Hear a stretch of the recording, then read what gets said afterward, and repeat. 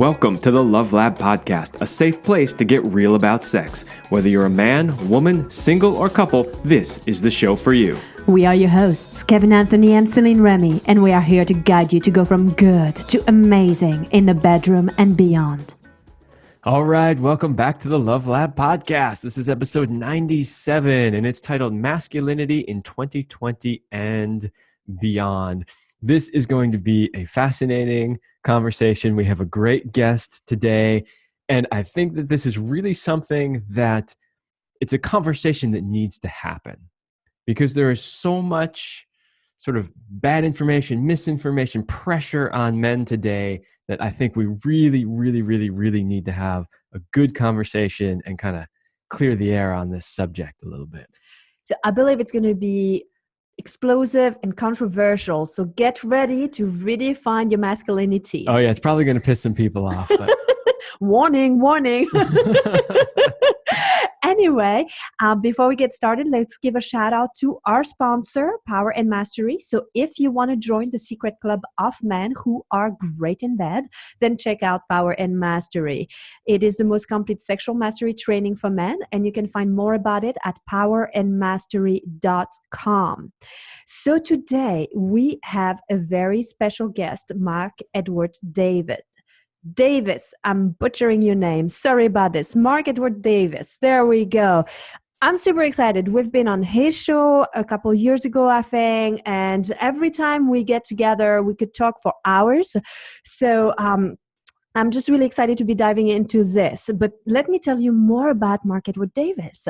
So before writing How to Lead in Crisis, forming Abundance International, building 2 7-figure companies, appearing on the Today Show, or speaking to groups, Mark experienced many challenges that shaped him.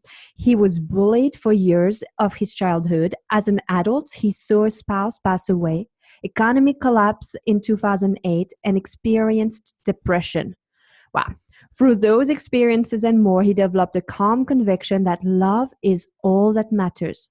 How we touch each other is our legacy. So today, Mark is a thought leader in the men's coaching business. He's hosted a weekly broadcast on personal development for men since 2011 and founded the Ambassadors of Hope Men's Conference.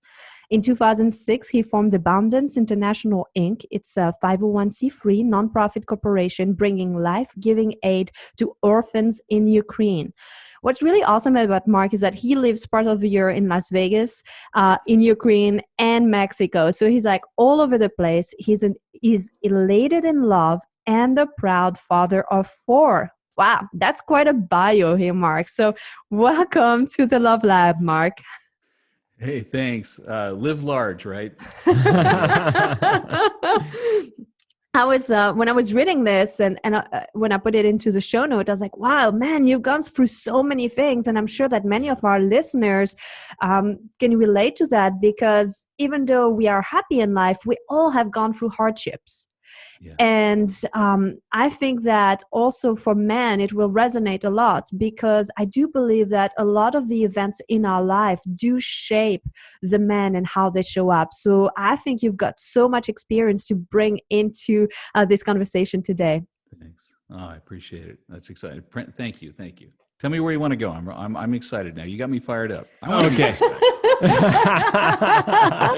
We have a lot of questions, and the first one is kind of a big one, and we don't need to hang there on it too long, but I kind of just want to set a baseline. So the first question is, how do you define what it means to be masculine? So let's kind of just set like a level to start at, so people have some idea of what we're talking about here. Yeah, that's fundamental. And to me, I try to keep things simple. So all the concepts I teach are something anybody can grab. I truly believe the purpose of masculinity is so we can lend our strength to the world around us. So there's an assumption that you have strength. And so that's where, obviously, as men coaches, we help guys overcome their pain and become strong again. But truly, the purpose of masculinity is just so we can lend our strength to the world around us. How's that for a simple and quick answer? I love it.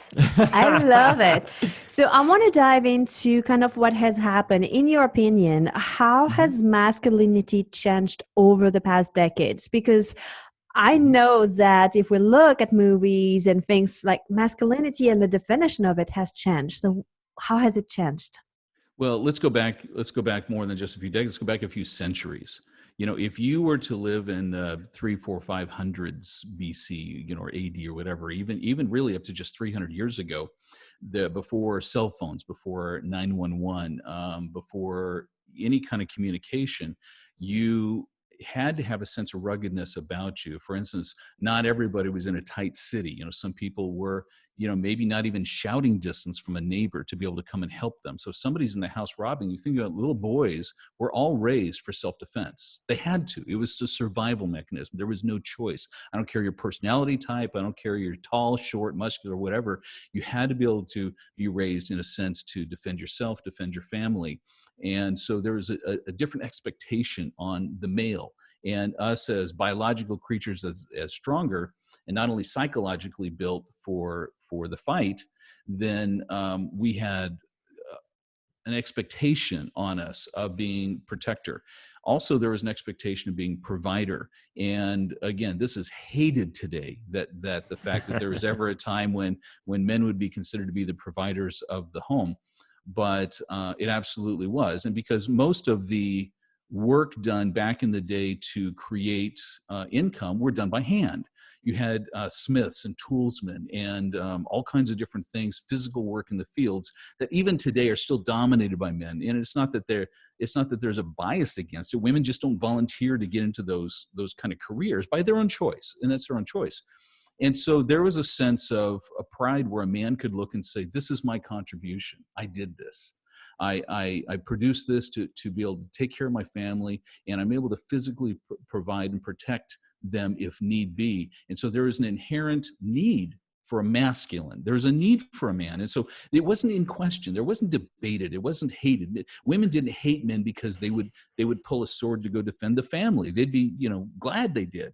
And even today, there's a core in it. I remember the story just 2 years ago. I think it was in Santa Barbara, where a gunman came into this country western bar and started shooting people. And there was, in one of the other rooms where there's a pool table, there's a bunch of the young men who just grabbed the women, put them underneath the pool table, and they literally shielded them with their backs, ready to take the bullets. And in a moment of distraction in the other room, they started getting people out. I think they freed like 30 people out the side window. And that's inherent in the man. We want to do that. We want to rise up. When the building's burning, the men run in because that's in us. And there's a part of us I'll talk about later, I call our inner warriors, that when we're called to action, they rise up. And for a man, it's an exhilarating feeling. We feel alive. And today we have to find outlets for that in different ways. But even further than that, we look at what happened during the world wars, World War I, World War II. The men felt this internal sense of nobility of character. We have to fight against wrong. It was our founding fathers who says, if evil will prevail if good men do nothing. And so there's a presumption that it's upon the good men to stand up and to go to fight against an evil, even if it means risking their own life. And so there's a part of an expectation that during World War II, the women sacrificed too, even if they were home, not necessarily carrying a gun and trying to do all the rest of that. They were having to get jobs to support the family. They would take the kitchenware and boil it down to make metal for the airplanes. They were trying to do everything they could to help support the war cause. There was a unity. There was without complaint, there was an effort that says we have an expectation, an obligation to defend what's right in the world. And beginning in the 60s, there became an upheaval. And I blame the parenting in a way. And it's unfortunate. We have this, and still to this day, we have this mindset that we had hardship and we want to make things easier on our children so they don't have to experience hardship. But it's the hardships that give us character. And under challenge and under crisis, we find out who we are.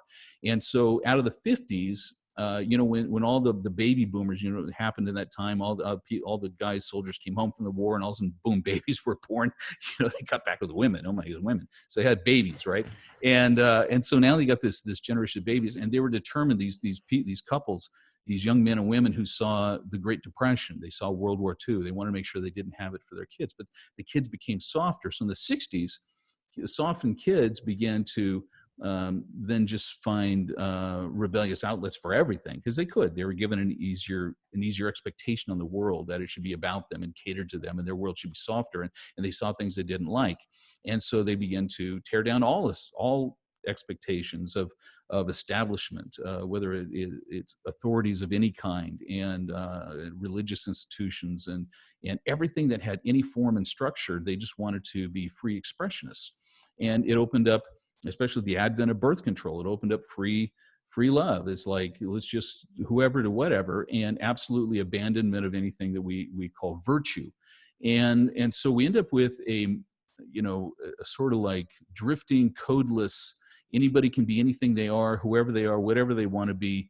And it's not served us. It has not. And so over the time, as this rebellious spirit in the culture has continued to manifest, it just keeps looking for more things to rebel against and to take down anything that would resemble any kind of structure of any kind, even the barriers of what it is to be male, what it is to be female, and the rest of that goes along with it. We're going to get into that in a minute, but there's so many things in what you said. It's like, do we have enough time? All right. So let me go back to just a couple of the points that you made there.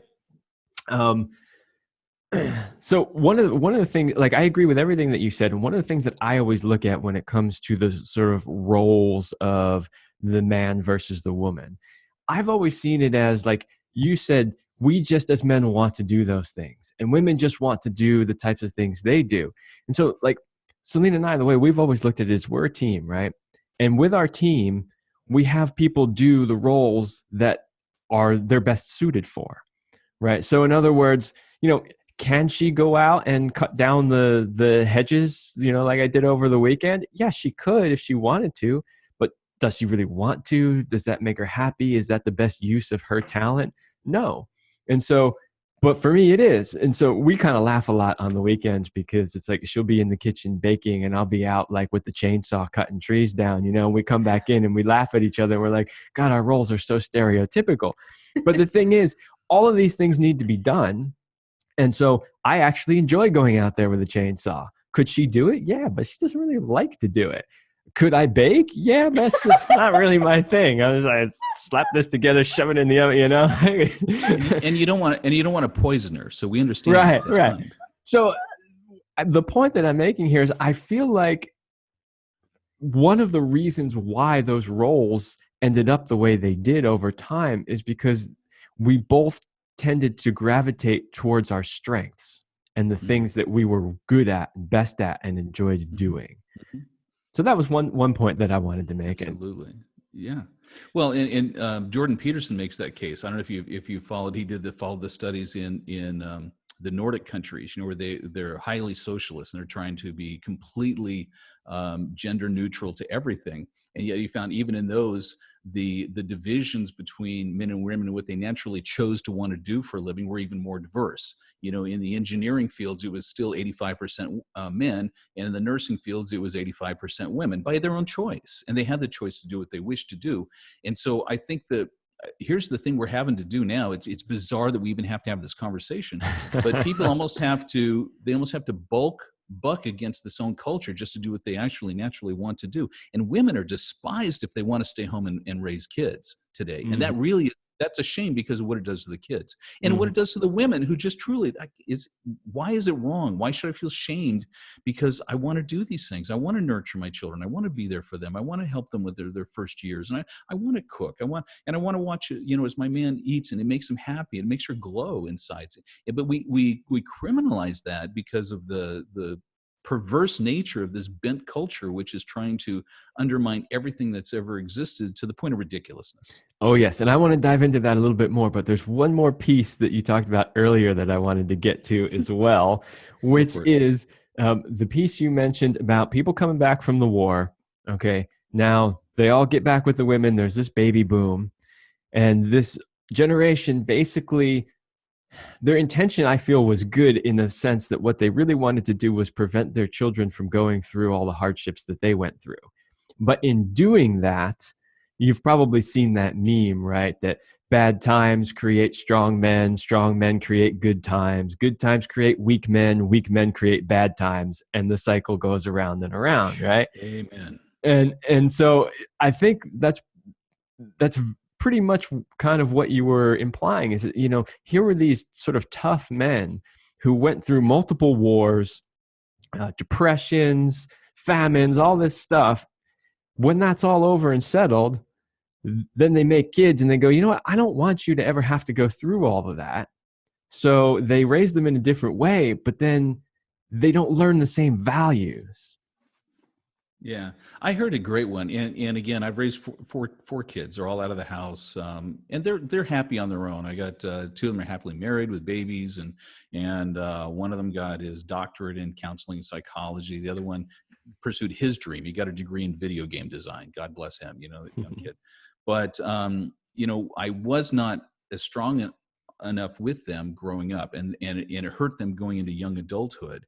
I had to go through my own curing of my nice guy syndromes, which was just plagued me for many, many years of my life, probably till I, got into my 40s and really self-evaluated based on where I was at that time in my life. And one quote I heard that I really think is just a hallmark for parenting of boys and girls is that you want your kids to be able to say, my dad was tough enough on me that the world is easy. Mm-hmm. Absolutely. And that's the goal of any training, right? You want to do martial arts. What do you do in the gym? You want to be a football player. What do you do in practice? You practice harder in practice than you ever hope you'll have to do it in the real thing. That way that no matter what comes at you in the real thing, you're prepared for it. Yeah. Yep. Well said. I'm going to chime in as the one woman in this discussion here. I'm a little quiet. Please do. So one thing that I wanted to bring up was, when you started describing the rugged man there, Mark, suddenly I was feeling really hot and very turned on through this whole conversation. And I was like, how interesting is that? There is something I think in a lot of women's nature where we are utterly loving that masculinity, that raw masculine power. When we see it in its wild, pure form, not held back, it will fire us up, and it really creates this attraction, this polarity. And a lot of women might say, hey, I want a nice guy, or I just want somebody who's nicer. Well, in reality, we want both. We want a man who can own his masculine power, own his own warrior, but also show up with his emotions as well. So being able to be versed. And I think this is kind of where I would like to see where we can go next in terms of what it means to be masculine today, because I'm giving you what I like as a woman, which is like, I think one of the things that I got from being in a relationship with Kevin, he is really masculine, and he does all these different martial art things and plays with swords and guns and different things like that. And the more I saw that in him, and the more I would feel that he could protect me and he had all of this, the more I relaxed into my feminine. And actually, I found this new place within myself. I discovered a whole new way of being with myself, with my own light, and like just showing up even better. And so I know from my own perspective that what I want in a man is both. I want a man who can be rugged, who can protect me. I also want a man who can have understanding of emotions. I don't want him to be whiny or be my best friend in this way, but I want him to be versed in that. Or be the closed down stoic guy that doesn't share any emotion either. Absolutely. So that's what, for me, the masculine is sexy. What about you? What does it mean to be masculine today? All right. Now, I love this question because, I do relationship work, and in the last decade, we've helped create over 300 marriages with less than 3% divorce. We're really focused on helping make those things work. And so there are guys who really have made a science out of polarity, and you guys have too, and I really respect that. I want to hear more of that from you. I've observed it from more of a poetic standpoint. And so as bizarre as that sounds, what I'd like to do to explain this is actually read a little poem that I wrote to explain the dynamics between men and women, if that's okay. Absolutely. Sure. And then we'll dive into this. I called this The Radiant Passions. And this is a little bit of old English kind of writing style, and it's mythology, and I'll go into it in a second. The woman I treasure carries a static love in her eyes. She passes this way, and every man turns his head in hopes of a stolen glance. The object of her gaze, even caught in passing, becomes less of this world and more radiant and transcending. When the man hears her voice, sweet and true, the things of earth just lose their taste and dim. And when she smiles at him, even for an instant, there comes this feeling of blissful sensation, granted to men by angels and oft materialized in the laughter of children. But from his chest grows a mysterious passion to serve, to find a quest, to stand on a champion's podium victorious. That radiant power, that glance, the voice, the smile, they demand a noble quest worthy of the passion within. And so this passion, radiating from his core, is more than ample for the quest. The wild man and his inner warriors engage in the fight. The golden ball is his rightful prize. Now the woman, gazing upon this conquering man, she finds herself overwhelmed by a new, glowing, radiating sense from within her breast. And she approaches that victor's podium and chooses this man as the object of her passion. A noble passion of its own, a golden ball now with her name inscribed. Then the woman, with ecstatic love in her eyes, passes this way in the arm of her champion. There's no, pardon me, I gotta finish. I get excited this way. I said, there's no logic to this earth to explain this miracle. Just splendid, radiant, amazing, mysterious, and new. It just is, has been, and will be for all times true. And what I love about the purity of this mythology is that, there's a part where the woman captivates and gazes the man but draws him to want to do something for her. And it's interesting because even at a World War II, the pilots always have a picture of their girl, on the dashboard, or the soldier in his pocket. And there's something he wants to do for her. He raises it up.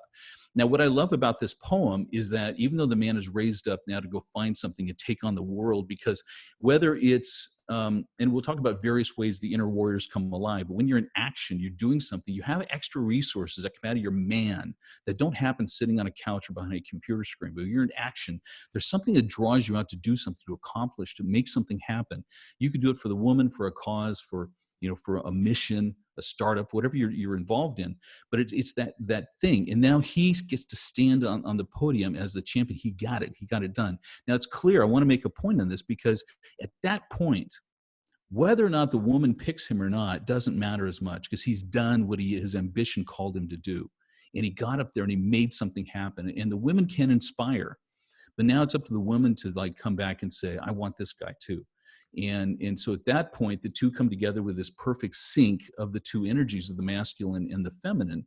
And it's, to me, it's like, what man wouldn't want that? What woman wouldn't want that? Women want to be on the arm of a champion.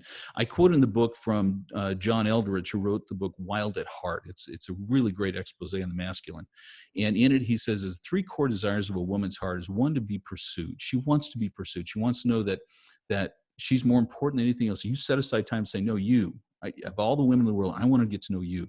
And she wants to feel that being pursued. The second thing, though, is she wants to feel like she becomes an indispensable part of his adventure, in a sense that because of her, he can do more. And without her, he couldn't have done it. She wants to feel that indispensable in him. Annie Lala says the role of a woman is to be the trampoline for the man's dreams, and she'll fall in love as much with his dreams as with him. So when he's down, she says, no, honey, we're going to do this together. This is your dream. I'm going to help you. And so there's a part where she wants to be that part to help him accomplish the thing he's called here on this earth to do. And the last part about it is the woman wants a place where her beauty feels valued. And so she feels comfortable to reveal it to him.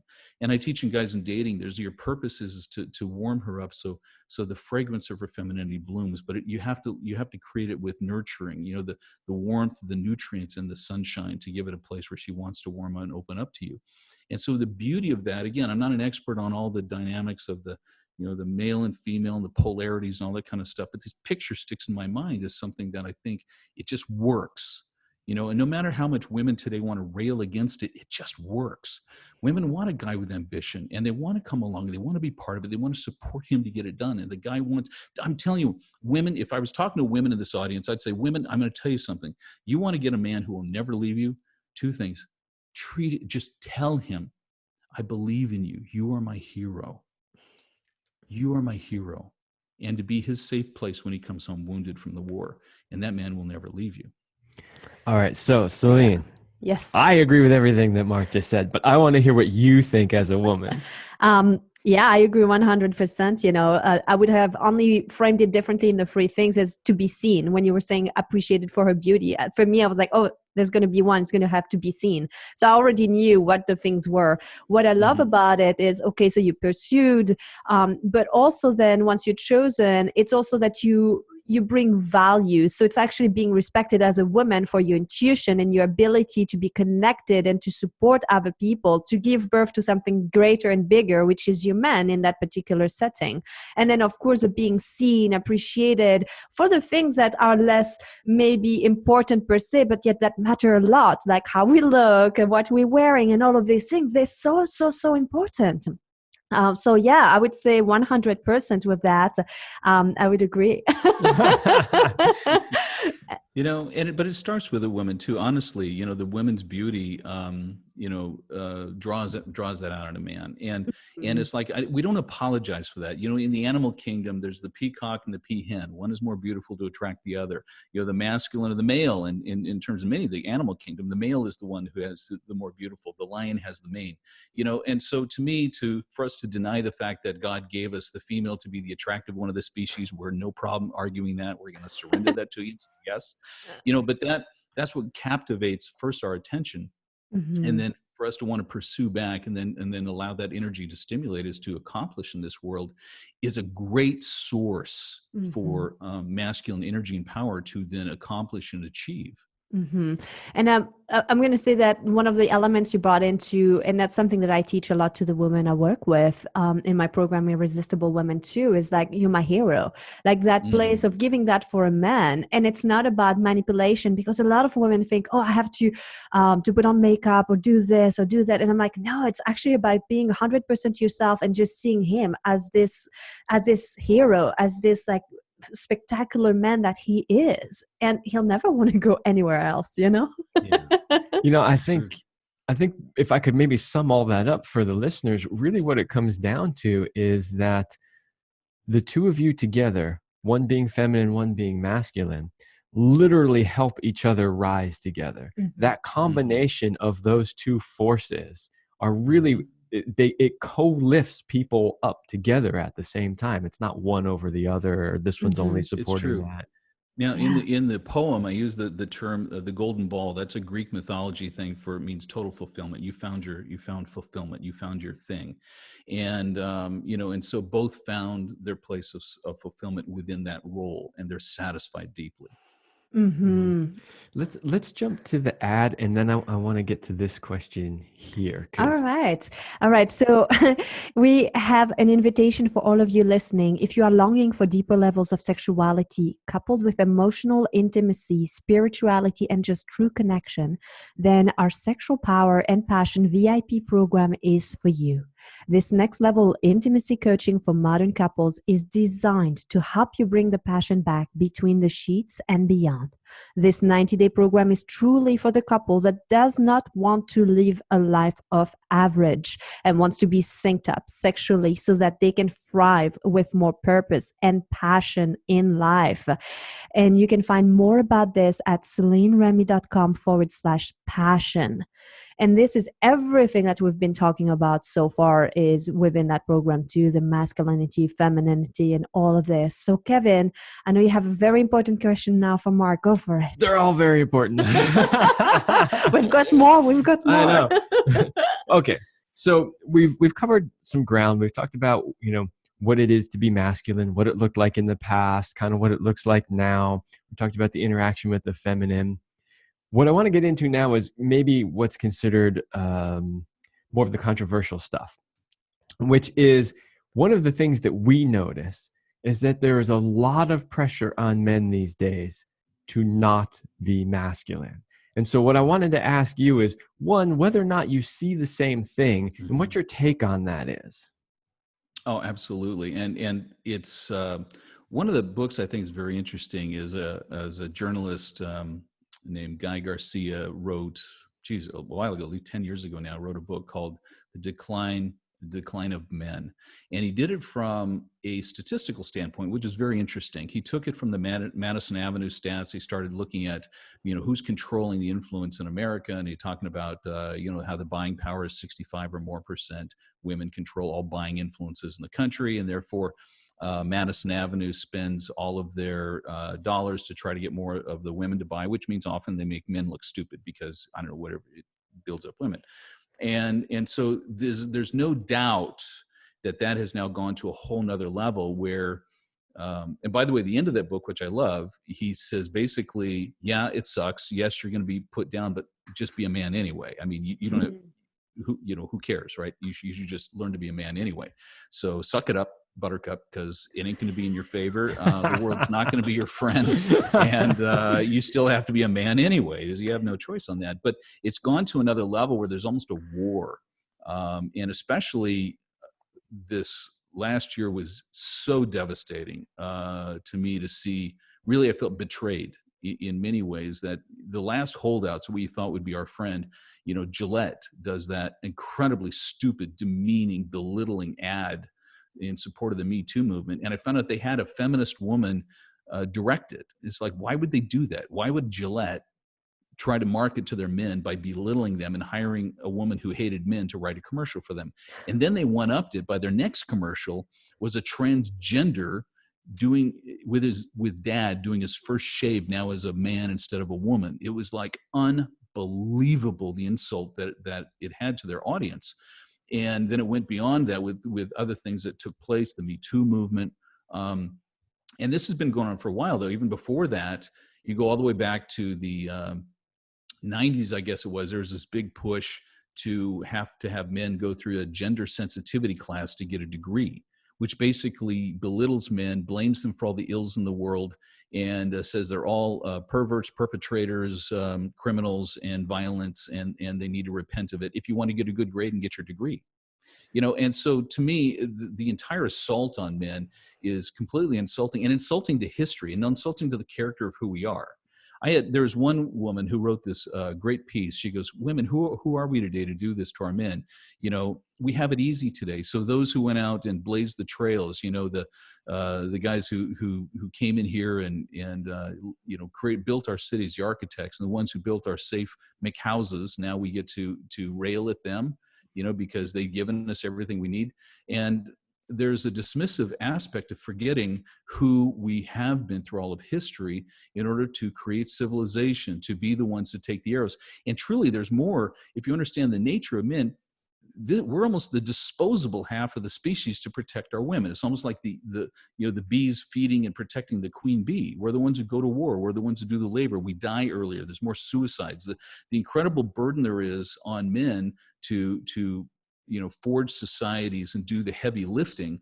And then now we have an age where the women are saying, we resent you. And of course, if they blame this thing about, wage inequality, but if you break it down, the women don't want the jobs that in these different places. So it's always by choice. And so to me, the whole thing about men is they feel like they're not appreciated. So if they're not going to be appreciated, if nobody's going to say you're my hero, in fact, you're my enemy, then you get a lot of these MGTOW guys who pop up and say, well, screw you all. I don't need this. I don't need women. I'm not gay, but I don't need women. I just don't need this. I don't need pressure. I don't need society.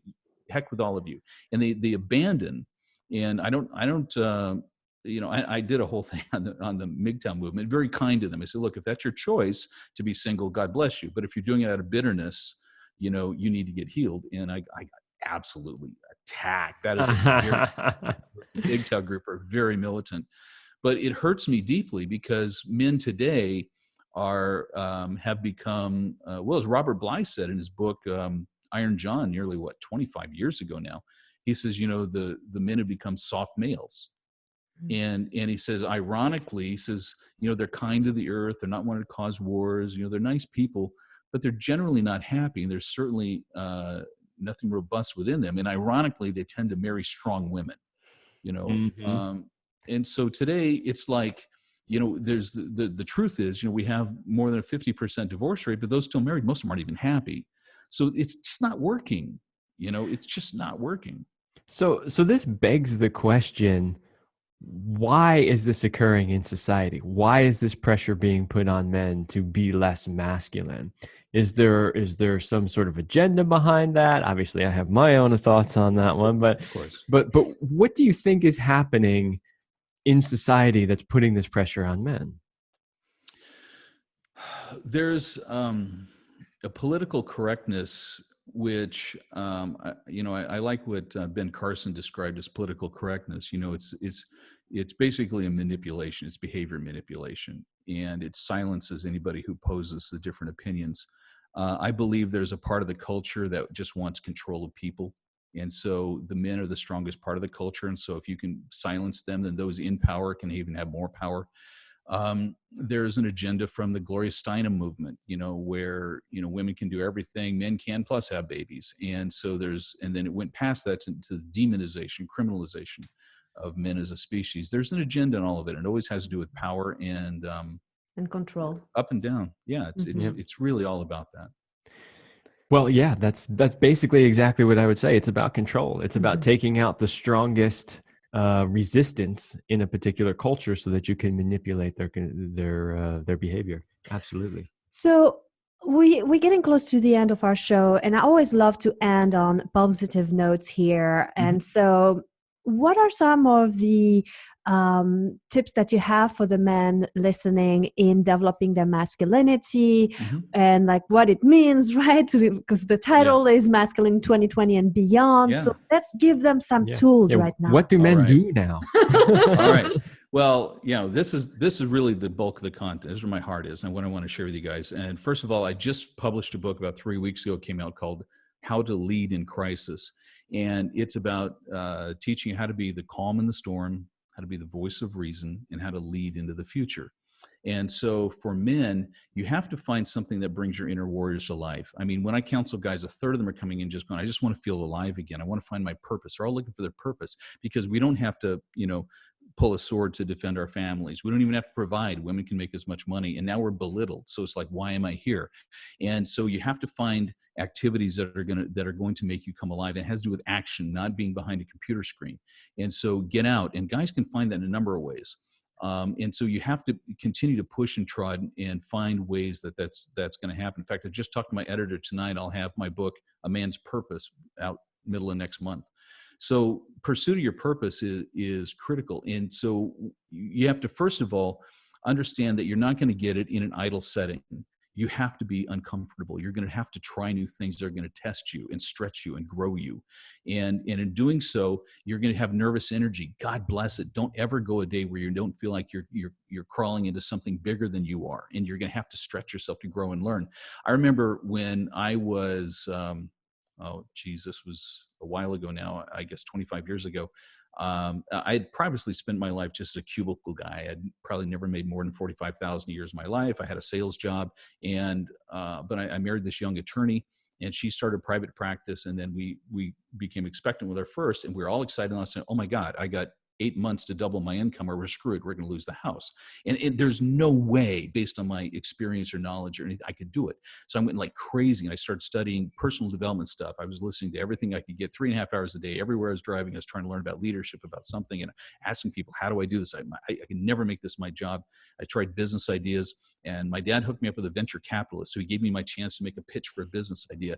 And I failed miserably, but I had done enough research and had enough energy that one of the guys in that meeting said, I like you. I want to offer you a job. I'll start you at $10,000 a month. And, it was in that I realized that, one, I came alive in the pursuit. As much as it scared me to death and I was out of my realm, the growth I did by trying to reach for something beyond me helped me become that next person. And I earned the right to make that kind of money because I grew to become that kind of person. And so there's a part where we have to be stretched. And there's still a way to do it today in this culture today. You've got to find ways to try new things. If you haven't found it, try something else. Keep pursuing that, to find that perfect harmony between things you love to do, things that match your skill sets. And if you know what your skill sets are, ask the people around you, what am I good at? They'll tell you. People can see sometimes we're blind to it, right? So you match what you love to do with your true skill sets and things that are being rewarded, that are benefiting people, that like actually are contributing good. And I say that one of the things we're men that we're called to be is creators. We are made in the image of our creator. We are to create. Creativity can come in so many different forms. We have to have something new birthed out of us. Whether it's a book, a new business, music, whatever it is, we have to be in a creative space. So what you have to do is unplug from everything else and focus on the things you can do and trying new things and stretching yourself and get in a better circle. Have some people in your circle of friends who are bigger than you, better than you, and stretch you to want to be around them, learn how they think. And at the end of the day, I'll just quote something from Vince Lombardi. He said, when you're winning, nothing hurts. But when you're losing, everything hurts. And so part of it is when you're in momentum of growing and trying something new, you unleash the inner warriors. This is where guys, when they do business plans, are sitting behind a computer doing this, going, I don't know, it's bigger than me, I can't do it. Well, there's no use for your inner warriors to come alive sitting behind a computer screen. But as soon as you engage the first step, you make the first $500 investment, I got to go get this thing. I've got to try something. And you make the calls. Now all of a sudden you become nervous and your warriors, we're going to do this. And if you haven't had that happen yet, and because you've lulled your warriors to sleep, what I suggest is a very simple practice. Every morning when you get up, do these 4 things I'm going to tell you about real quick. 1, do a gratitude journal, because what you're grateful for, you attract more in your life. List 3 things you're just thankful for. Second thing is do 3 micro visualizations. And by that is think about what you're going to do during your day, whether it's meeting with a friend, doing a business presentation or whatever, and pre-imagine that. Just take a minute to set yourself there and imagine it going awesome. See it going great. See everybody loving your response. See your friends welcome you. See the energy good. And you're more likely to create that experience. And then every day as you do that, your subconscious starts realizing, hey, when I imagine something, it happens. So now when you try to envision something big, your subconscious helps you and says, wow, he's done everything else he can probably do this. And you'll start aiding yourself and actually believing you can do it and starting to engage in it. And just shut everything else out of your life. Kill the TV. I don't even have one here. I'm in Ukraine right now. I have an apartment here. I don't have a TV. I get enough news and little people send me little crap on my Facebook Messenger. Hey, did you see this video? So I get the news and I get up to speed. But it's like you have to protect your mind and heart and attitude and realize before anything else, man is called to have ambition. And the woman is attracted when she smells the smoke of battle on him. And I want you to think of that visualization. That man who comes over the hill, he's just been engaged. And like the guy in Black Hawk Down, that ranger who just came back in and he's going back in again. He's in it. Versus the little guy, the water boy over there saying, you want a cup of water? You can smell the energy of a guy who's engaged in things in life versus those who are just thinking about it. So whatever it takes for you guys, you can live fully alive, fully engaged today by just going and trying and testing daily little things. You do your thank yous, you do your micro visualizations, and plug in a YouTube video with one of those motivational videos. Just type in inspirational videos on YouTube, motivational videos. Pick ones 5-10 minutes long, and just start every day plugging a little bit of that into you, rise you up. And you're going to find yourself becoming more like those you spend time with. So spend time with those guys. And then plan your day. If you're stuck at home right now or whenever you're watching this and you're planning your day only so that you own it, not be so other people suck your time first. You're not a slave to your schedule. It's you deciding what you want to have to make it a great day. And so I think those are the ways that guys today can start charting forward, and they're going to feel alive like they've never felt before. So get around good people, get good information coming into you, and try things that stretch you, and you're going to be a different person a year from now. That is fantastic advice. Boy, that's right there. If they took nothing else away from the show, that's just amazing. So tell our listeners how they can get more of you. I know you have a report on how to lead in crisis, which is at authenticman.com/lead in crisis. Of course, the link will be in the description. But are you on social media or your website? Just tell them where they can find you. I really encourage guys to start there because if you go get that free PDF, it's half of my book for free, really. It's 20 pages condensed. It's very illustrated. It's a very cool read. I'm proud of it. So that authenticman.com/lead-in-crisis and get that. And you'll get on my email list for Authentic Man. We're going to be launching an online magazine, authenticman.com, coming up very soon, and it's going to be everything for men. You're going to be able to we're going to pull together. You don't have to go anywhere else. We're going to pull articles from the news. We're going to bring podcasts together from many artists. We're going to have many, many contributors and associate publishers into it.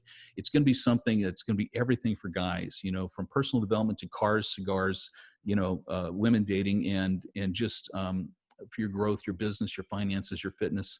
And I'm a guy who totally revolutionized my body. I used to be obese, 250 pounds, at a 5'9" guy isn't a pretty sight.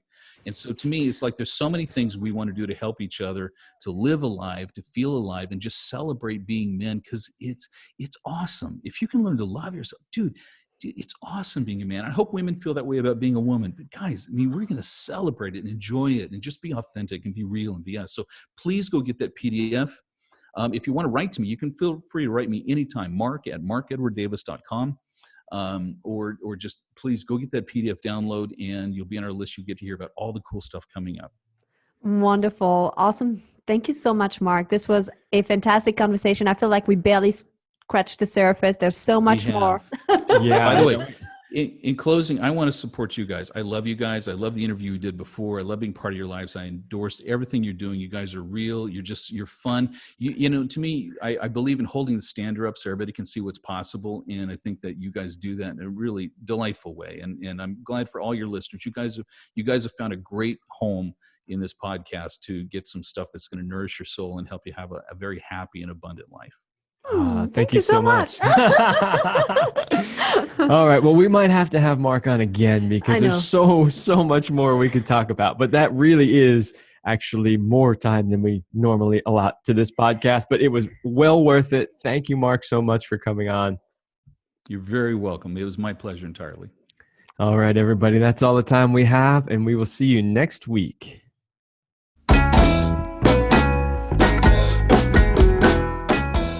We hope you liked this episode of the Love Lab podcast. If you enjoy this show, subscribe, leave us a review, and share it with your friends. And for more free, exclusive content, join us in the Passion Vault at CelineRemy.com/vault.